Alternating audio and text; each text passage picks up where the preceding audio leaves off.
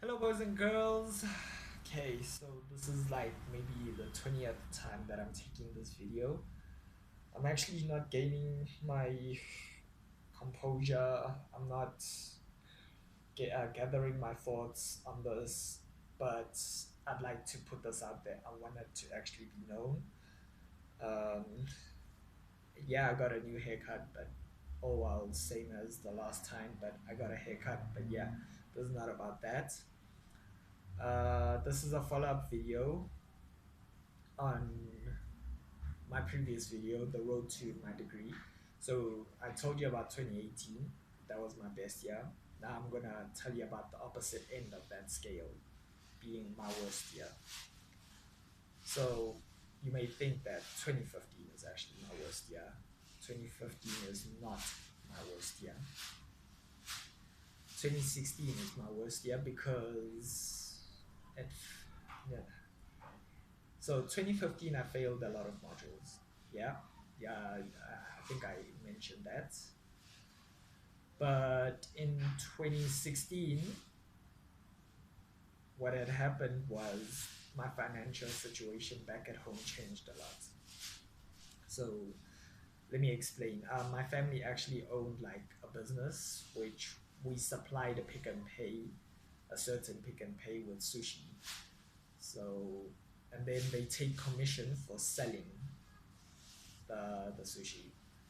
Now, what had happened was in 2015, towards the end of 2015, so my mom actually has a gambling problem.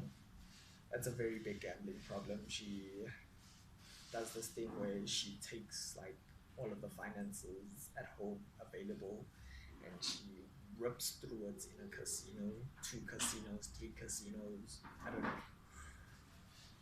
And then sometimes she also picks up like debt along the way with like loan sharks and things like that. So it got pretty bad for me in 2016 because now my thoughts, and I was told this by my mom, that if I do not perform in that year, that it will be my last year.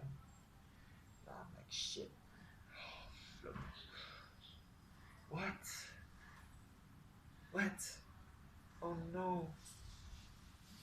Yeah, that's what happened. Okay, no. Okay, let me continue the story.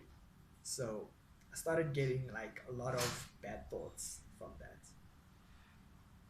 Thoughts began like, you're such an idiot. Why did you not like go to classes in 2015? Why did you not study? You could have been in third year.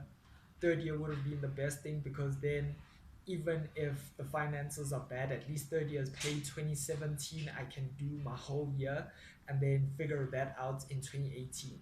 So that was like my thoughts. And then it started evolving. So it became things like, you know, what if like I take my life?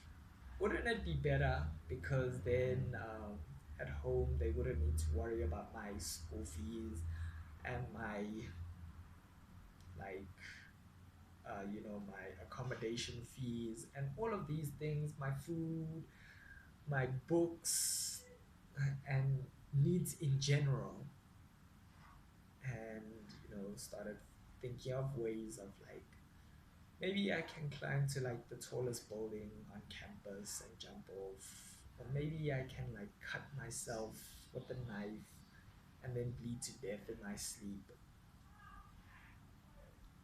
Uh, and all of my thoughts would be that, I shouldn't be found until at least a couple of weeks later.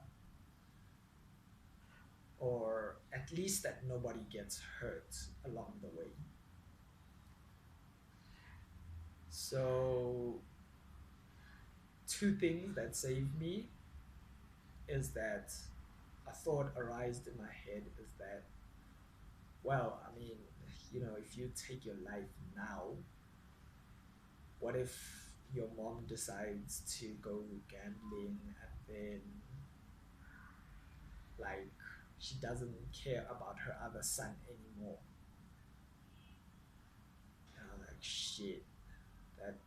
actually be a thing, and that would be a lot worse. And yeah, that was like the one thing that popped into my head, and I was like, okay, let me not do it then. But another thing that helped me was one of my friends needed a place to crash.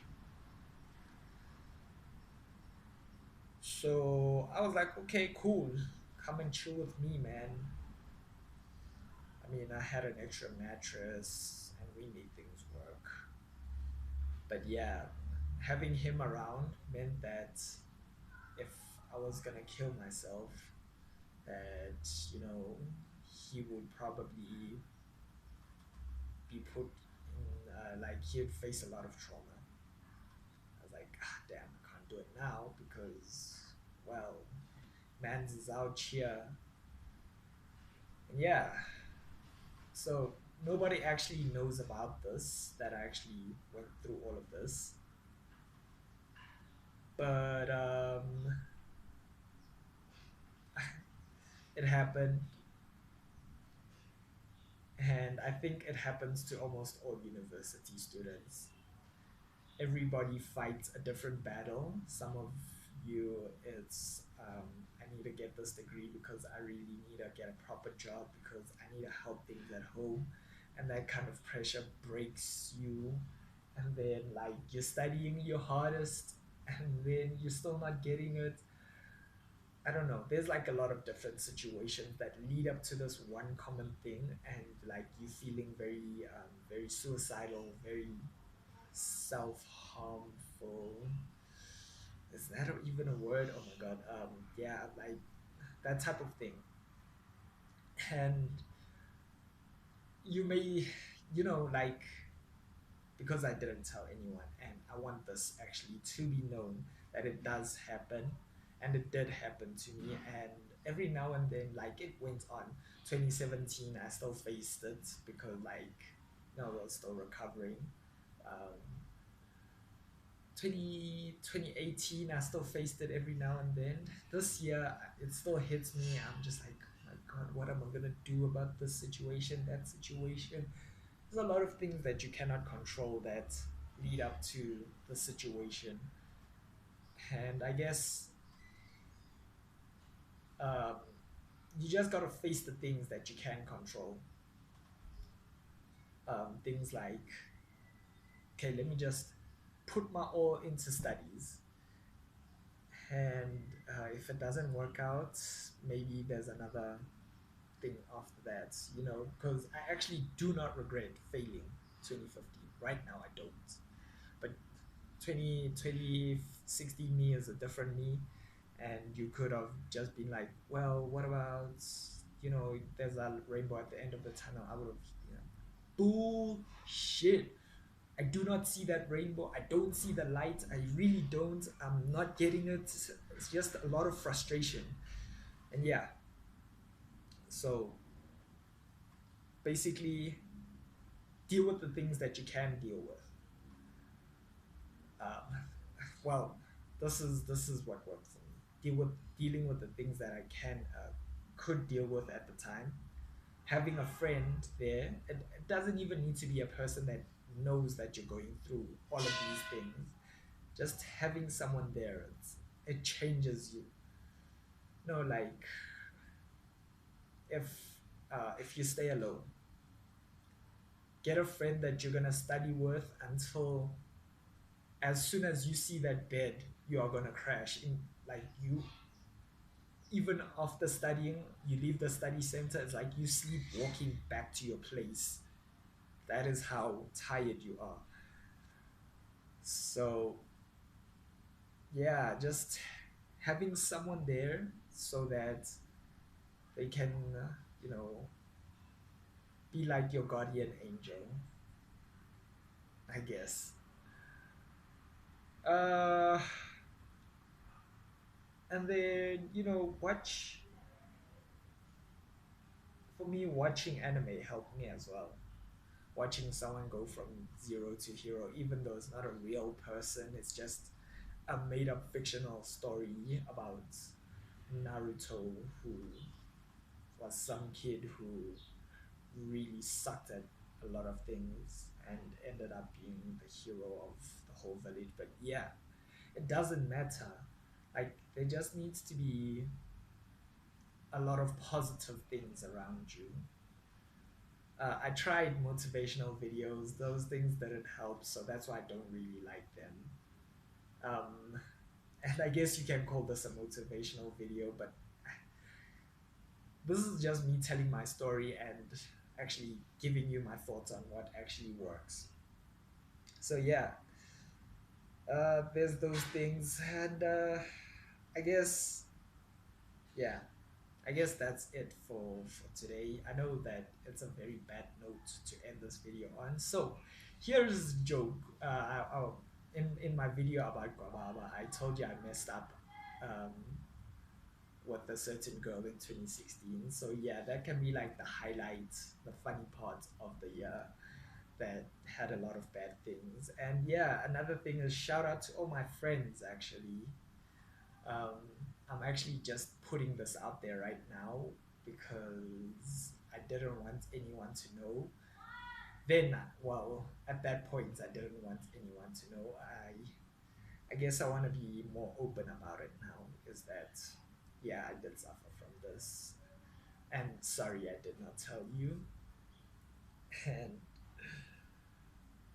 I guess I'm a better person now, and I feel better about speaking about it. Yeah, well, I say I feel better about speaking about it, but I think this was like my 20th take on this video. So I guess, like, yeah, I'm still not truly over it, but it's out there, and I'm more healed through all of it. So yeah, thank you very much for joining me today on my quest to become, well, not my quest. So yeah, insert very motivational, insert deep quote here. And yeah, until next time, I'm gonna release another video on Tuesday. Yeah,